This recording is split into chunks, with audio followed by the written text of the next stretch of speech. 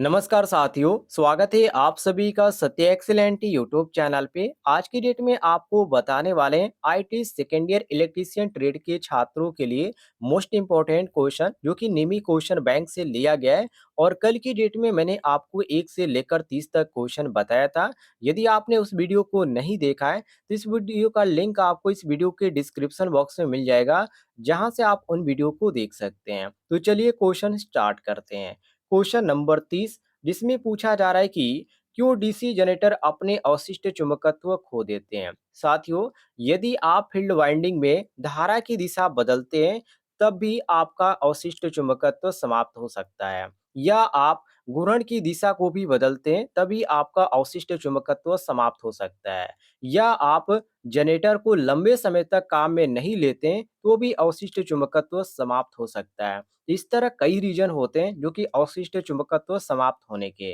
बाकी इसमें यहाँ पर ऑप्शन में यदि बात करें तो कौन सा दिया गया है, भार को भार में भारी शॉर्ट सर्किट, और यहाँ पर बी ऑप्शन दिया गया है कि बिना लोड के लगातार चल रहा है। सी ऑप्शन दिया गया बिना रुके के लगातार चलना, और डी ऑप्शन दिया गया है रोटेशन की दिशा अक्सर बदलती रहती है। तो वही यहाँ पर घूर्णन की दिशा हमेशा बदलती रहती है, जिसके कारण क्या होता है, ये अपना अवशिष्ट जो चुंबकत्व होता है वो खो देता है। या यहाँ पर आपको डी ऑप्शन देखने को मिल जाता है। बिल्कुल करेक्ट आंसर मिला लीजिएगा। आगे बढ़ते हैं अगले क्वेश्चन को। देखिए साथियों, क्वेश्चन नंबर 31 को, जिसमें क्वेश्चन नंबर 31 में पूछा जा रहा है कि एक जनरेटर में योक या और ध्रुव के माध्यम से चुंबकीय सर्किट कैसे पूरा होता है। देखिए, जो जनरेटर होता है वो जनरेटर का जो ऊपरी भाग होता है उसको बोला जाता है योक, ठीक है। और जो अंदर का साथियों होता है उसको बोला जाता है ध्रुव। अब यहाँ पर ये पूछा जा रहा है कि ध्रुव के माध्यम से चुंबकीय सर्किट कैसे पूरा होता है। तो जो चुंबकीय सर्किट होता है वो आर्मेचर कोर के माध्यम से पूरा होता है। और आर्मेचर कोर जो ऑप्शन में हमारा देखने को मिल जाता है, ऑप्शन नंबर बी देखने को मिल जाता है। तो बी ऑप्शन साथियों करेक्ट आंसर हो जाएगा। अगले क्वेश्चन की ओर बढ़ते हैं। अगला क्वेश्चन आपके सामने, जिसमें पूछा जा रहा है कि डीसी शंट जनरेटर, और आगे क्वेश्चन में कहा जा रहा है कि डीसी शंट जनरेटर में लोड बढ़ाने पर टर्मिनल वोल्टेज कम क्यों हो जाता है। ए ऑप्शन आर्मेचर प्रतिक्रिया प्रभाव के कारण, बी ऑप्शन आर्मेचर प्रतिरोध में वृद्धि के कारण, सी ऑप्शन ब्रश वोल्टेज की वजह से गिरावट कम होने की हो जाती है, और डी ऑप्शन दिया गया शंट फील्ड प्रयोगत्व में वृद्धि के कारण। तो एक तो दोस्तों यहाँ पर साफ बात ये आपको नजर आ रही है, जो कि क्वेश्चन में कह रहा है कि लोड बढ़ाने पर टर्मिनल वोल्टेज कम क्यों हो जाता है। तो देखिए, इसका एक ही कारण होता है, यदि आर्मेचर रिएक्शन नहीं हो तो शंट जनरेटर में टर्मिनल वोल्टेज नियत रहेगा। मतलब कि आर्मेचर रिएक्शन नहीं हो तो शंट जनरेटर में जो टर्मिनल वोल्टेज रहेगा वो नियत रहेगा। ये सबसे बड़ा इसका रीजन बनता है। और ऑप्शन में आपको कौन सा देखने को मिल जाता है, ऑप्शन नंबर ए ध्यान से देखिएगा। इसमें आपका ए ऑप्शन देखने को मिल रहा है कि आर्मेचर प्रतिक्रिया प्रभाव के कारण। ये आपका ए ऑप्शन करेक्ट आंसर हो जाएगा। आगे बढ़ते हैं अगले क्वेश्चन को। देखिए, अगला क्वेश्चन आपके सामने क्वेश्चन नंबर 33, जिसमें पूछा जा रहा है कि लंबी दूरी की वितरण लाइनों के लिए किस प्रकार के डीसी जनरेटर का उपयोग किया जाता है। A option shunt generator, B option श्रेणी जनरेटर, सी ऑप्शन विभेदक यौगिक जनरेटर, और डी ऑप्शन दिया है संचयी यौगिक generator. Very very important question है। देखिए साथियों, डीसी श्रेणी मोटर यहाँ पर आपका सही हो जाएगा, ऑप्शन नंबर बी दिया गया है। अब यहाँ पर ऐसा क्यों होगा, तो रीजन ये होता है कि डीसी श्रेणी जनरेटर नो लोड के ऊपर तो शून्य वोल्टेज देता है, सभी को मालूम है। लेकिन इसकी खास बात यह है कि जैसे ही हम लोड का मान बढ़ाएंगे तो अपने टर्मिनल वोल्टेज में वृद्धि करता है, और इसलिए श्रेणी जनरेटर को बूस्टर जनरेटर के नाम से भी जाना जाता है। इसका सबसे बड़ा रीजन यही होता है। और यहाँ पर आपका करेक्ट आंसर हो जाएगा कि लंबी दूरी की वितरण लाइनों के लिए किस प्रकार के डीसी जनरेटर का उपयोग किया जाता है, तो श्रेणी जनरेटर का उपयोग किया जाता है। ध्यान रखिएगा, श्रेणी जनरेटर का यहाँ पर उपयोग किया जाता है, जो कि नो लोड के ऊपर से शून्य वोल्टेज देता है। ऑप्शन नंबर आपका बी करेक्ट आंसर हो जाएगा। आगे बढ़ते हैं अगले क्वेश्चन को। देखिए, अगला क्वेश्चन आपके सामने, जिसमें पूछा जा रहा है कि डीसी जनरेटर में इंसुलेशन प्रतिरोध को बेहतर बनाने के लिए किस विधि का उपयोग किया जाता है। तो साथियों, इसमें एक विधि होती है जिसको बोला जाता है रख रखाव के दौरान मशीन में गर्म हवा, और यहाँ पर आपको देखने को मिल जाता है ऑप्शन नंबर डी। ये आपका डी ऑप्शन करेक्ट आंसर हो जाएगा, मिला लीजिएगा।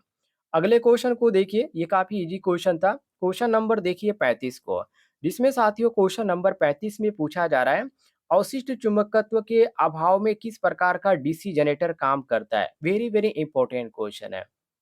तो यहाँ पर साथियों कौन-सा ऑप्शन देखने को मिल रहा है? जैसे कि शंट जनरेटर, श्रेणी जनरेटर और यहाँ पर नीचे आएँगे तो आपको यौगिक जनरेटर और अलग से उत्तेजित जनरेटर। तो ये आपका डी ऑप्शन सही हो जाएगा, सेपरेटली एक्साइटेड जनरेटर।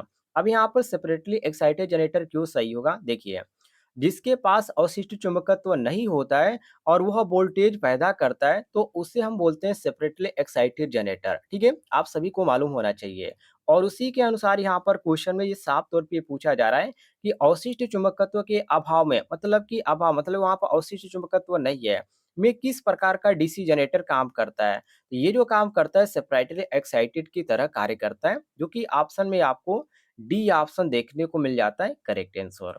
आगे देखिए अगले क्वेश्चन को, अगला क्वेश्चन आपके सामने क्वेश्चन नंबर 36, जिसमें साथियों पूछा जा रहा है कि आर्क वेल्डिंग के लिए किस प्रकार की डीसी जनरेटर का उपयोग किया जाता है? A option shunt generator, B option श्रेणी जनरेटर, सी ऑप्शन विभेदक यौगिक जनरेटर और डी ऑप्शन दिया गया संचयी यौगिक generator. Very very important question है साथियों। देखिए, यहाँ पर आर्क वेल्डिंग की बात कर रहे हैं, तो आप सभी को मालूम होना चाहिए आर्क वेल्डिंग जो होती है या आर्क वेल्डिंग करने के लिए जो वोल्टेज की ज़रूरत होती है वो कम होता है और धारा का जो ज़रूरत होता है वो ज़्यादा होता है। तो आर्क वेल्डिंग जो किया जाता है साथियों, उसमें वोल्टेज का मान कम होता है और धारा का मान अधिक होता है। इसलिए हम जिस चीज़ का प्रयोग करते हैं उसको बोला जाता है विभेदक यौगिक जनरेटर।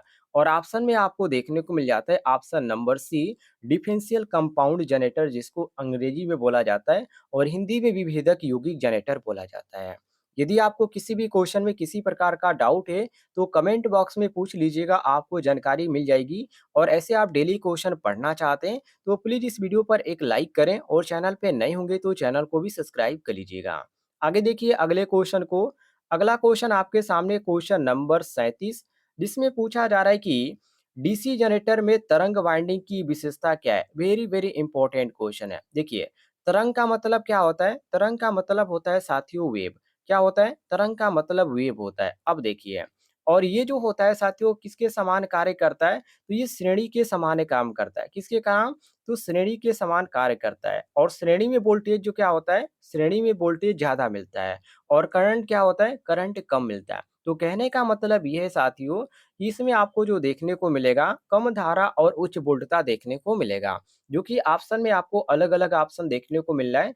कम धारा कम वोल्टेज, बी ऑप्शन उच्च धारा कम वोल्टेज और सी ऑप्शन दिया गया कम धारा उच्च वोल्टेज, जो कि यहाँ पर आपका सी ऑप्शन सही हो जाएगा।